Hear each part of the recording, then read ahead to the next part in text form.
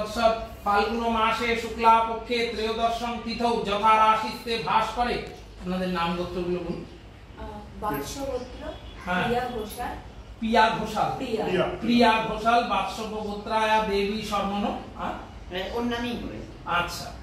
আয়ু আরোগ্য কামনায়, সর্বকার্যে সিদ্ধি কামনায়, সর্বশত্রু বিনাশ কামনায়, মনস্কামনা পূরণার্থে, মহাকাল ভৈরব সহিত শ্রী শ্রী শ্মশান কালিকা মাতা প্রীতার্থে, সর্বকার্যে জয়ী কামনায়, সিদ্ধি কামনায়, আদিত্য আদি নবগ্রহ দোষ বাস্তু দোষ নিবারণার্থে, গণেশ আদি নানা দেবতা পূজা পূর্বক শ্রী শ্রী মহাকাল ভৈরব সহিত শ্মশান কালিকা মাতা চরণে সমর্পয়ামি বৌসৎ স্বাহা।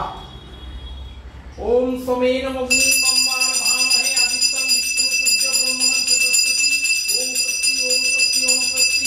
ওম বিষ্ণুরং তৎসৎ ফাল্গুন মাসে শুক্লা পক্ষে ত্রয়োদশম তিথৌ প্রিয়া ঘোষাল বাৎসব্য গোত্রায়া দেবী শর্মণ মনস্কামনা পূরণার্থে, সর্বকার্যে সিদ্ধি কামনায়, মিষ্টান্ন ফল বস্ত্র দান ও কর্মহং করিছে করিল দান।